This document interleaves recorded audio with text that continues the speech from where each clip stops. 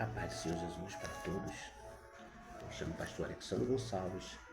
Mais um dia a qual o Senhor nos deu a oportunidade de termos uma reflexão e um momento com Deus. Eu gostaria de perguntar para vocês: alguém já te chamou, te convidou para passear? Quem sabe você é uma pessoa caseira? Quem sabe você é uma pessoa que tem poucos amigos? Quem sabe você vive uma solidão e num mundo pequeno, onde poucos te chamam para sair, poucos te chamam para se divertir, poucos te chamam para ir para uma praia, para ir para conhecer um lugar diferente, para conhecer lugares que vão fazer com que o seu dia seja melhor. A rotina, ela vai desgastando a vida. Existem casais que não saem, que não passeiam, e assim, cada dia mais, vão se esvaindo o amor, a compreensão. Às vezes, um passeio, umas férias, se faz necessário para que venha a mente da pessoa ficar arejada, o ânimo venha a ser renovado. É necessário para cada um de nós. Entendemos que a pessoa que nos convida é uma pessoa que gosta de nós, que tem um carinho, um apreço por estar em nossa companhia. Jamais convidaremos pessoas para estar ao nosso redor, para partilharmos de momentos bons, pessoas indesejadas, pessoas chatas, pessoas que às vezes falam coisas que não convêm, ou então palavras às vezes que venham tentar nos magoar e nos entristecer. Vemos, aleluia, louvado seja Deus, que todos nós temos um círculo de amigos, alguns muitos, outros poucos, e nesse círculo de amigos podemos vivenciar nossas aventuras, nossos momentos de prazer. Eu lembro quando era mais novo, eu sou, para quem não sabe, né, pertenço ao Rio de Janeiro, né? E lá no Rio tem um lugar, uma praia chamada Praia do Leme, e existe uma grande montanha que separa a Praia do Leme da Praia da Urca, chamada Praia Vermelha. E um dia eu, juntamente com os jovens amigos, fizemos uma aventura de passarmos da praia de um lado para outro, pelas montanhas, pelas paredes.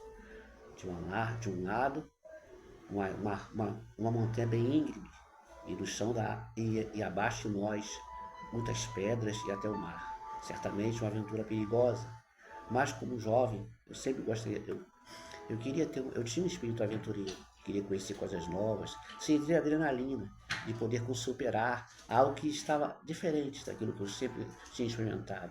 Meus amigos brincavam comigo, íamos se divertir, jogávamos futebol, às vezes corria, às vezes brincava, e assim ia quase todos os dias, louvado seja Deus, uma aventura diferente. E tinha dias, quase todos os dias eu saía da escola, ia jogar futebol, né? Era um dia, tempos tão bonitos, tão belos, que não tem como retroceder. Mas o fato é que o passeio em si, ele faz parte de uma vida de uma pessoa que ostenta um pouco de mudar de áreas. Quem sabe você não gostaria de passear? Quem sabe você, nessa rotina que você tem vivido, tão chata, tão medonha, talvez dentro de casa o tempo todo, um mundo pequeno, dentro de um mundo tão grande. E assim tem sido a sua vida. Mas eu gostaria que você fosse um pouco mais adiante. Você confia em todos que estão ao seu redor, você confia nos seus amigos, você confia nos seus irmãos. Pois bem, e essa história começa através de um irmão, um homem que foi criado juntamente com o seu outro irmão. Um se chamava Caim e outro se chamava Abel. Os dois foram criados, filhos de Adão e Eva, criados juntos, brincavam juntos, partilhavam juntos suas aventuras, quem sabe, corriam juntos. O fato é, em um determinado dia, os dois foram convidados para oferecer ao Senhor um sacrifício. Sacrifício esse que constituía algo que foi ensinado pelos seus pais. O sacrifício que a Deus se agradava era o sacrifício que era feito, o sacrifício de animais, que deveriam ser oferecidos ao Senhor. A gordura teria que ser queimada e o sangue tinha que ser aspergido. Por quê? Porque os homens se distanciaram de Deus. E a única maneira que teriam de se encontrar novamente com Deus, de ser assim com Deus, era através de um sacrifício. Sabemos que todo ser humano peca, independente. Já dizia o sábio Salomão, que é impossível que o homem não peque. Todo ser humano tem a sua tendência pecaminosa. De uma maneira ou de outra pecamos, ou por palavras, por pensamentos, por ações, por atitudes que nos comprometem e nos fazem ficar distante do nosso Senhor. E essa palavra que hoje nós estaremos meditando se encontra no livro de Gênesis, no capítulo 4, no versículo, aleluia, 8. Estarei lendo apenas um versículo.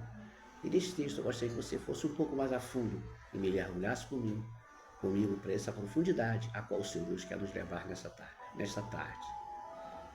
Está escrito assim: disse Caim a Abel, seu irmão, vamos ao campo. Estando eles no campo, sucedeu que se levantou Caim contra Abel, seu irmão, e o matou. Louvado seja Deus.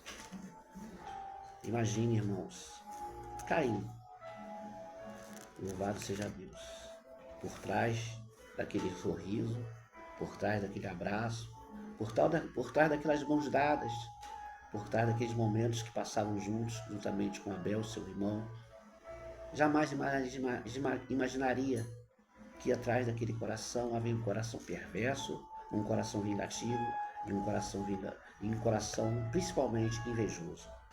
Deus pediu para que os dois viessem sacrificar ao Senhor, trouxessem um sacrifício. Caim trouxe o melhor do fruto da terra, ou seja, não da forma como Deus tinha ensinado. Já Abel, sendo ensinado por seu pai, guardou a tradição e guardou os ensinos de seu pai, trazendo um sacrifício de animais. Matou um animal, ou seja, se esforçou de caçar um animal e fez conforme os parâmetros e diretrizes que seu pai, Adão, tinha falado. E assim, a Bíblia diz que Deus se desagradou da oferta de Caim e se agradou da oferta de Abel. E os dois caminharam juntos, avançaram, prosseguiram. E assim, o Senhor Deus fez com que Caim, de alguma maneira, se revoltasse contra seu irmão chamado Abel. E a revolta de Caim não foi porque Deus não aceitou a sua oferta, mas sim porque Deus aceitou a oferta de Abel. E como nós vemos hoje em dia, em nosso meio, muitas das vezes, pessoas que são aprovadas por Deus, e a pessoa, em vez de se esforçar para ser aprovada também, fica revoltada, com inveja do seu irmão, que teve sucesso no campo, no meio do ministério, dentro da igreja, seja honrado por pastores, honrado por irmãos e irmãs que acreditam no ministério dessa pessoa. E por isso querem, de alguma maneira, matá-lo. Mas não da forma como Caim matou o seu irmão, mas através de difamações, calúnias, fofocas, fazendo conspirações. No nosso meio há muito dessas coisas. Pastores falando mal de um ou outro pastor, irmãos se levantando contra a liderança. E por que ocorrem tais coisas? Porque a inveja, o sentimento faccioso, tem invadido a igreja. O diabo, aproveitando dessas ocasiões, vai trazendo cada dia mais, disseminando o seu veneno da mentira, do ódio, do preconceito e da vaidade e da presunção de acreditar que aquele que está na frente, ela não é preparada, que você aqui, colocando no coração dessa pessoa que é invejosa, que ela poderia ser aceita, que ela deveria ser aceita e que deveria estar no lugar dessa que está lá na frente. Não entendendo eles que Deus não quebra seus princípios. Aquele que quiser ser maior, torne-se maior. Se você almeja um dia querer ser um pastor, querer ser um missionário, quem sabe uma dirigente de oração, quem sabe um cantor. Aliás, não um cantor, né? Cantor são coisas, né? Pessoas que cantam para o mundo, para se enriquecerem, para receber fama, mas para receber de Deus o galardão dos céus. Galardão esse que é dado para os verdadeiros fiéis, aqueles que dedicam a sua vida, dedicam seu coração, a sua alma e totalmente o seu corpo em devoção ao Senhor. Temos que ter nossa identidade. Qual a sua identidade?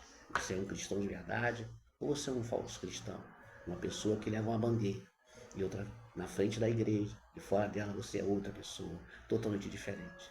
Não seja como Caim. Não mate seu irmão. Não vista uma máscara de bondade e de compaixão se o seu coração está sujo e manchado pela inveja, pelo orgulho e pela vaidade.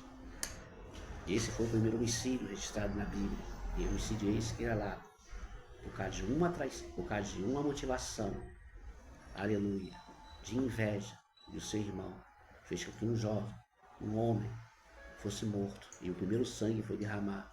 E a Bíblia diz que Deus se apresentou para Caim, perguntando: Caim, onde está seu irmão Abel? Caim tenta mentir para Deus, dizendo, porventura sou eu o guardador do meu irmão? E a Bíblia diz, aleluia, que o sangue de Abel clamava desde a terra, o sangue de um inocente, o sangue de alguém que confiou no seu irmão, o sangue de alguém que não era merecedor daquele castigo e nem daquela morte, clamava. Assim muitos inocentes têm sido mortos, mas o sangue que tem clamado desde a terra até o céu.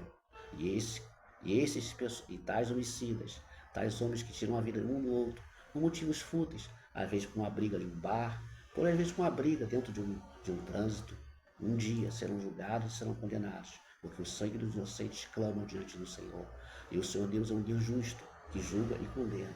E muitos levam, às vezes viajam de uma terra para outra, para fugir dos seus pecados e das suas más ações, tais como, por exemplo, pessoas que talvez moram no Nordeste e vão para o Rio de Janeiro, fugindo, pensando que assim fogem da ira e do juízo da terra, mas do céu certamente não se fugirão, porque um dia Deus trará à tona tudo que o homem fizer, tanto bem quanto mal. Nosso Deus é justo, e tudo que o homem planta, um dia vai colher. Quem sabe você talvez tenha tirado a vida de alguém. Quem sabe você está escondido em alguma terra, em algum lugar do Brasil.